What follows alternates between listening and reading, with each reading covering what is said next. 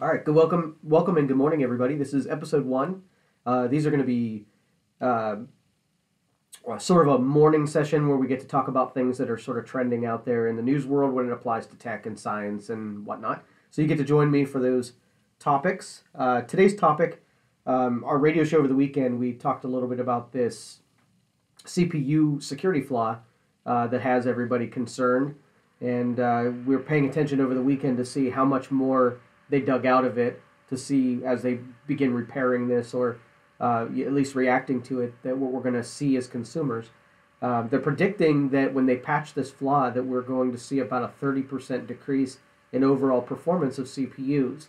As I mentioned on the radio show over the weekend, pretty much what happens here is the CPU, part of the technology and the strategy that it uses, is it does a lot of predictive uh, evaluation. So, for instance, if the CPU was doing this in your own home and you said, I'm going home for lunch, the CPU would anticipate, because it doesn't know what you're going to end up wanting for lunch, it just takes everything that's a lunch food and has it ready. Okay, so it prepares the information, the data, the calculation for you having lunch, and then it's assuming you're going to choose one of the things that it's pre-prepared. So it sort of saves that. Remember, your CPU moves a lot faster internally before it has to dump stuff off to like your memory and so on and so forth. So if it could keep operations on the local side without having to store it in memory, it happens like 100 times faster. So these anticipations that it makes and predictions it makes about what you're going to ask for and what you're going to want, you have all of these rough calculations, these formulas that it does, and most of which it doesn't ever utilize. It doesn't use. It's anticipating. It uses one and then it clears that memory and saves it for the next anticipation.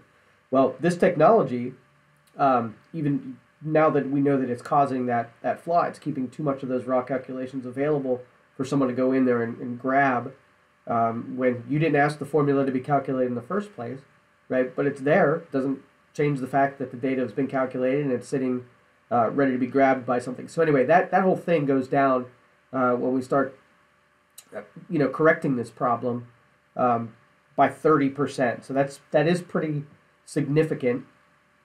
And again, we're going to keep our eye on this to see what they're able to do, because software updates, operating system updates, firmware updates, the flaws on the chip. So until you place that chip, it's not 100% going to be fixed. But I have a feeling that they're going to scramble. Engineers are going to come up with ways that make it as good as it can be without fully fixing it. So we'll see. I'm interested. That's all we know up at this point. Just get your stuff fully upgraded, patched, and whatnot. So that is the CPU flaw that you're hearing a whole lot about in the news. And these morning sessions are going to be pretty much us talking about the trends that are happening pretty much every morning, Monday through Friday, and so that we get keep our eye on the ball. So it's basically your a little bit of tech and science updates that you get a daily dose of. Second thing is this whole retail matter. Locally here, where I'm from, we see a lot of retailers over the last 2 years that no longer exist. You have your traditional shopping plazas and malls. They're losing a lot of their anchor stores. You have Sears Holdings lost a ton of Kmart's and a ton of Sears. You have Staples, that a lot of their markets they went away in. So we're talking about us doing physical shopping. I mean, we all knew when Amazon made it super easy to purchase things that there was going to be a time when that cut into the physical go shopping market, that there are some low margin and lower profit stores that were going to go away, and how this affects every demographic. I can't say that the ones that have gone out that have affected me because I don't do a whole lot of shopping. But think about when you find an inner city area and they take their grocery store away. The people that were in walking distance of that grocery store, it's a game changer. It changes how they how they buy things, the convenience of being there. They got to now take a bus or get a ride, or it really pretty much changes everything. So every time one of these retailers close, we got to consider the impact, because you're taking a chunk out of the total amount of people that go out and do shopping. Because if you have less stores, you have less traffic, and then eventually you don't have a physical shopping market. It's just, that whole thing sort of deteriorates. I don't know how many of those, those jobs are represented, where if the retailers start going down, and then the restaurants, that when people are out shopping, they end up at a steak place or the gas station while they're driving around. All of this takes a hit. So how to calculate that and find out what that total impact is. This train has not come to a complete stop yet. So every year that we shed some of these major ones, more of that is happening, and where some of those steak places or those restaurants or those bars, they're going to have to do different things in their business model so that they can survive that. They can do, bring people out directly. Now, that's the rub here, is that we have a ton of places to eat, ton of choices, and we like having our choice. We like having the ability, to choose from 200 options as you drive down the road and pick your favorite one. As these things limit, you're going to find the less profitable ones are going to probably go away. And not only will you see nobody replacing them on the other side, because market shrinks, it's not like you create some extra competition that will pull somebody else into that space. It's eroding. So I don't know a market force comes along and changes that. I don't know that there is one. But if we are doing more, let's just say the average person does 50% of their shopping online. That means 50% of their shopping is not done in a physical store anymore. Well, that you're still shopping, okay? You're just giving it to an area that is not in your local community. So you consolidate some of that business, right, to purchasing it from a distribution center that's somewhere, and then having it shipped through a courier service somewhere, and then you get the same goods. We're not stopping purchasing from things. We're just buying it from different locales. Now, fortunately, that Amazon and these online retailers, they have, I can only kind of talk for Amazon. They are moving a lot of these distribution centers closer to the communities that they serve. They're making them geographically, closer. So you're going to have these population centers. Probably the jobs are going to be distributing that stuff. So those retailer people better live close enough to an Amazon distribution center, because when your job closes at Sears or Kmart, you better go work for either a service that brings that same goods to someone. You're going to have to find a different line of work. So I do see in the marketplace that we're going to have a shift. We're going to have a lot of retail people working in retail there's going to be a glut of them. And I don't think that all of them, especially in an area that doesn't have a distribution center and can't just go work for the post office or UPS, we're going to have some people that are going to have to retool. So it loosely has anything to do with technology, but still, as I see it happening, I know that it's going to be a topic that somebody's going to have to tackle, and it's got to be someone in business, economics, political, something like that. Somebody's going to have to take it on. Because if we get to a point where so many of those jobs have eroded, the retail eroded, we're going to find ourselves that it consolidated too much and you have too little choice. As soon as you have too little choice, you don't have the market power that you once had, and you don't have that choice you once had. So let's just say that you're used to buying paper towels at, Dollar General, okay? And you're used to paying $10 for a big bag of them, right? So you go to Amazon and you find out that you could buy them for $8, okay? And they're free shipping, so it doesn't cost you any more.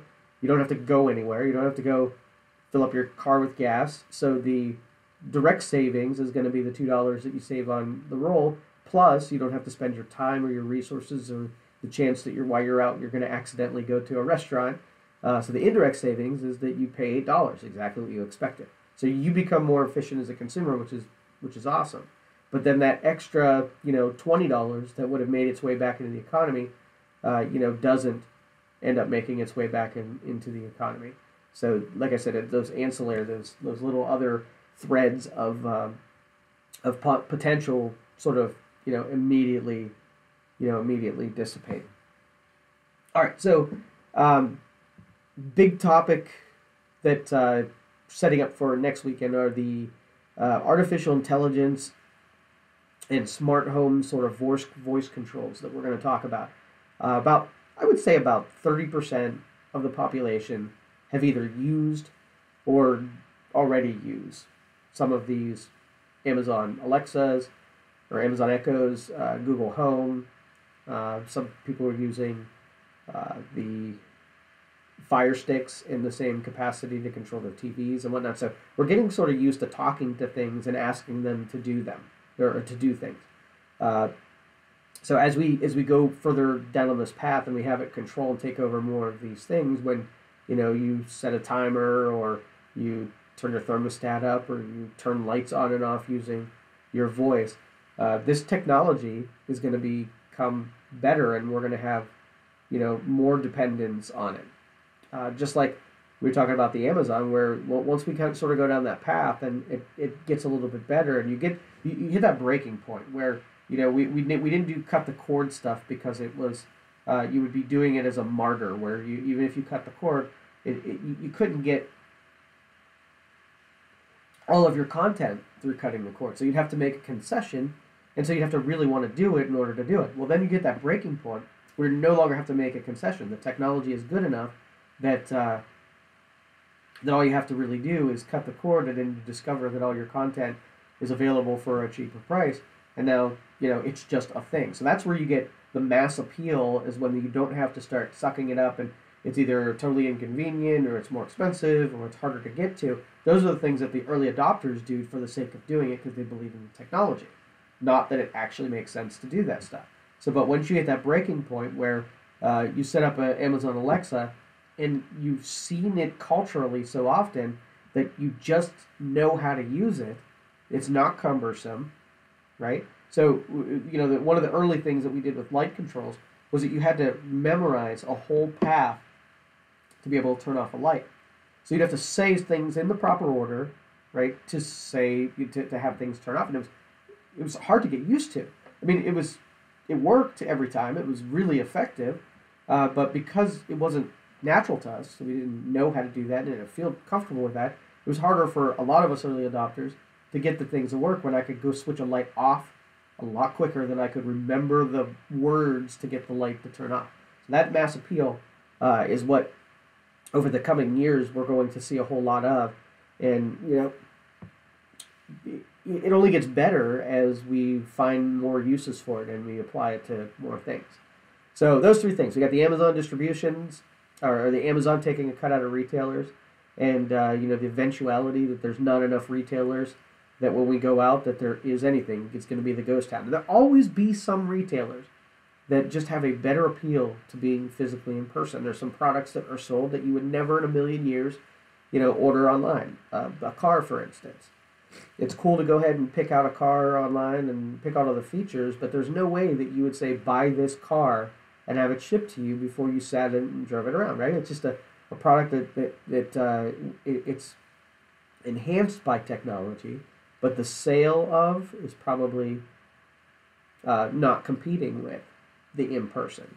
But a roll of paper towels, at the point that you commoditize it, it can be sold and distributed and shipped, right? You really have no reason to have a local pickup as being an advantage, unless, convenience stores where you don't have time to wait the day and a half. So, again, market shift, interesting to note. Watching these stores go out, a little bit scary, knowing that we're consolidating within one retailer. When all of the competition disappears, and so does their need to have low prices, and then, we get yourself in that. So, sorry to jump around topics like that, but had to tie it in there, I guess. All right, so that's today's first episode. Kind of building the studio here. We kind of have it rough. I've got the regular microphone. We're going to swap this out for a condenser mic. The streaming is going to happen about every morning about this time. Daily episode Monday through Friday. Probably keep it around 20 minutes. Talk about the things that are happening right now. So if you do have a topic that you'd like to hear me talk about, you can text the phone number that's on the screen right now, and that'll send. You can send a text message to that or the voicemail with that, and I'll be sure to add that to a topic of interest, and then we'll go round and round. None of these, I don't think any of these really have an end. We're not here to have come to a conclusion about what we want to do. But when we talk out loud like that, we kind of unearth some things that through the sort of the collective, we each have a better understanding of it, and so we can go forward a little bit more aware. And it's not, we don't intend to focus on things that scare us, although some of the things that happen, topics today where security flaw in your CPU, scary. Amazon disappearing, scary. Amazon Alexa, not scary, just new. Some of them are gonna are gonna be happy. Some of some of them are gonna be sad. But we'll talk through them, and we will share what we know about them, and it will honestly really force me to really pay attention to some of this stuff's important to the culture as a whole.